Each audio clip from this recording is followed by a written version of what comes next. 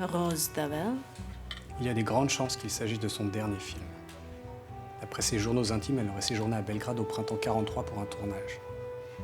Elle est venue sur l'invitation d'Helmut Pozorski, producteur et acteur principal du film. Il existe également une histoire non vérifiée selon laquelle elle aurait été amoureuse de lui. Le film a commencé à être tourné à l'été 43, illégalement, puis a été interrompu plusieurs semaines plus tard.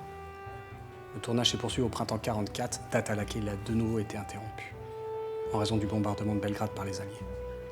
Helmut est mort dans cet attentat à la bombe. Rose est revenue en France, le film est resté inachevé. Qu'est-ce qui lui est arrivé? Après la guerre, elle a été arrêtée puis tondue pour avoir fait des films sous le régime de Vichy. Après plusieurs mois de prison, elle s'est suicidée. Qui est le réalisateur du film? Alors, selon toutes les informations, il s'agit de Svetolik Popovic, photographe d'avant-guerre et cinéphile intéressé par le mélodrame. Le titre du film pourrait avoir plusieurs versions. L'un d'eux est Pirate d'un amour. Après tant d'années, c'est finalement une chance. Vous devez sûrement être excité. Oui, mais Octave est plus excité que moi. Si c'est vraiment le dernier film de Rose d'Avel, alors un grand trou dans l'histoire du film sera comblé.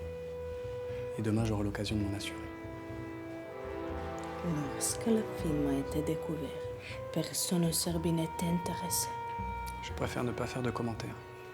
Le film a été réenterré après ça, j'espère à la même profondeur. Bien sûr, j'ai gardé vos instructions. Vous travaillez pour Octave depuis longtemps? Quelques années.